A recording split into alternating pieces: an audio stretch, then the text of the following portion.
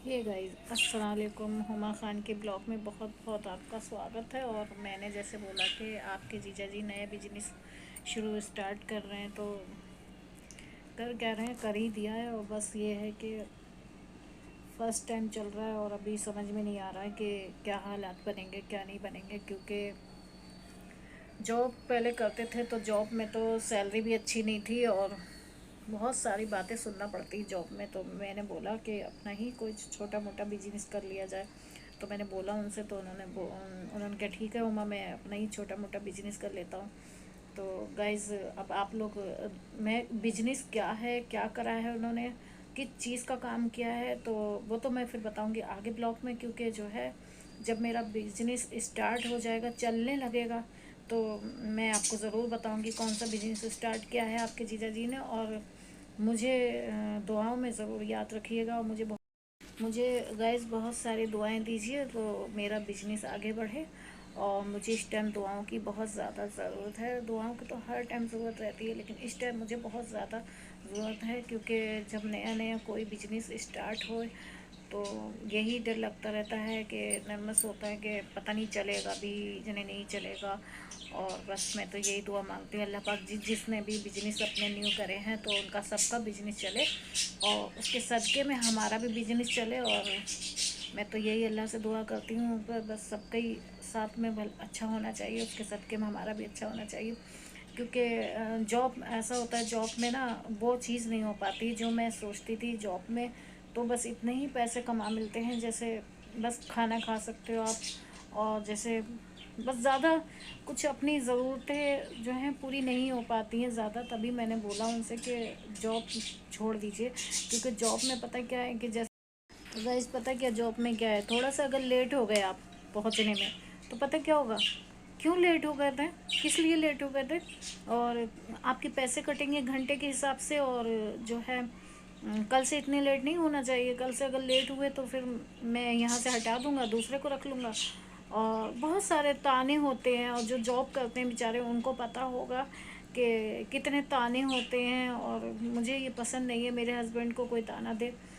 तो ऐसा अपने ही जब पैसे मांगने लगते हैं ना, तो बोलते हैं कि अभी नहीं, और अभी है ही नहीं, कल ले लेना, फिर परसों ले लेना। अब इंसान जो है कि अगर जॉब पे ही डिपेंड है तो फिर वो तो उसको तो प्रॉब्लम होगी ना। मेरे साथ ऐसा ही हुआ, मुझे तो बहुत प्रॉब्लम हुई। तो मैंने कहा जाइए आप पैसे लेकर आइए, आपको महीना भी हो गया। तो कह रहे वो दो ही नहीं रहे, मैं क्या करूँ, मैं रोज़ मांग रहा हूँ लेकिन नहीं दे रहे हैं। तो बस वो ये टालते रहते थे, कह कर के कल ले लेना, आज ले लेना, परसों ले लेना। और उनको ये, और पता है फ्रेंड, कम पैसे भी उनको लोगों को इतने ज़्यादा लगते थे पैसे के, जो है ये पैसे इतने ज़्यादा क्यों दे रहा हूँ मैं। और जबकि बहुत कम सैलरी थी उनकी। मैं आगे ब्लॉग में आपको कभी बताऊंगी कि उनकी कितनी सैलरी थी। बहुत ही कम सैलरी थी, मैं जैसे कैसे अपना गुजारा कर रही थी। और पता है आपको, ये भी मेरा फ्लैट नहीं है, मेरा मकान नहीं है, ये भी मेरे अम्मी का है, उसमें मैं रहती हूँ। तो मैंने तो बताया आपको कि मैं जब ब्लॉग बनाती हूँ तो जगह की कमी होती है, तो सारे ब्लॉग मेरे कमरे के अंदर के होते हैं। क्योंकि जो है मेरे पास शॉर्ट बहुत है जगह।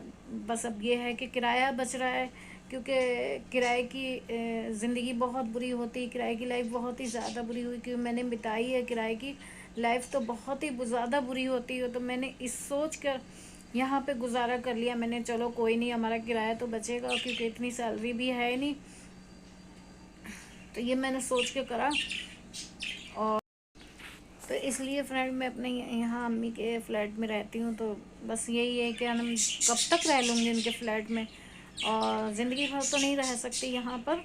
मुझे बहुत ज़्यादा फील होता है इस बारे में कि वो क्या नाम इसमें मुझे रखे हुए हैं, यही मेरे लिए बहुत है। और उनका एहसान है मेरे ऊपर बहुत ज़्यादा। और मुझे लगता है कि माँ से ज़्यादा कोई नहीं बच्चों का समझ सकता दुख। मेरी माँ ने मेरे दुख समझा कि जब मैं किराए पे रहती थी तो उन्होंने बोला नहीं, तुम अपने अपने वाले फ्लैट में आ जाओ, मेरे वाले में, और उसमें रह लो। और जब मैं उसको बेचूंगी तो देखा जाएगा, उसके बाद अभी तो रह लो तुम। इसीलिए मुझे इतना छोटा सा रूम है मेरे पास, लेकिन मैंने कोई बात नहीं, मैं इसमें ही एडजस्ट कर लूँगी। क्योंकि क्या कर सकती हूँ, क्योंकि किराए पे जो जो लोग रहते हैं उनको पता होना चाहिए कि उन्हें तो पता है अच्छी तरीके से कि कितनी दिक्कतों का सामना करना पड़ता है, जैसे मैंने भी किया है। मैंने भी बहुत दिक्कत का सामना किया है, तो इसलिए जो हूँ मैंने सोचा कि छोटा सा बिजनेस किया जाए और अपना खुद का एक फ्लैट छोटा सा ले लिया जाए। लेकिन अभी तो पता नहीं मेरा बिज़नेस कैसा चलेगा और कैसा नहीं। ख्वाहिशें तो बहुत कुछ हैं, लेकिन पता नहीं, क्योंकि आपको पता है कि आपकी मम्मा के पास कोई बेबी नहीं है, तो मुझे तो कोई सी चीज़ का सहारा नहीं है सिर्फ अल्लाह के अलावा। और आप लोगों का प्यार होगा तो मैं आगे जाऊंगी, तो बस यही सहारा है, और कुछ तो सहारा है ही नहीं। मुझे बड़ा दुख लगता है जब मेरे हस्बैंड इतना भारी भारी काम करते हैं, लेकिन अब क्या करें, काम तो करना ही पड़ेगा, क्योंकि मेरी तबीयत भी बहुत ज़्यादा ख़राब लगती है। मैं उनका भरपूर साथ देती हूँ, लेकिन फिर भी क्या करा जाए। ठीक है, अब आगे की गपशप तो चलती रहेगी। तो मुझे दुआएं में याद रखनी, और बहुत सारी दुआएं दीजिए, क्योंकि मेरा बिजनेस आगे बढ़े। और दीजिए इजाज़त अपनी हुमा खान को, और ब्लॉग को आगे बढ़ाइए। तो चैनल को मेरे चैनल को सब्सक्राइब करिएगा, और कमेंट्स करिएगा, और बहुत अच्छे से कमेंट्स करिएगा, और मुझे दुआएं बहुत सारी दीजिए, और दुआओं में याद रखिएगा, और मुझे फटाफट से आगे बढ़ाइए, क्योंकि मैं आगे तक जाना चाहती हूँ। क्योंकि आप लोगों के बलबूते पे ऐसे तो मैं कुछ नहीं कर पाऊँगी, और अल्लाह का, खुदा का सहारा है बस, और आप लोगों का। दीजिए इजाज़त। अल्लाह हाफिज़। बाय।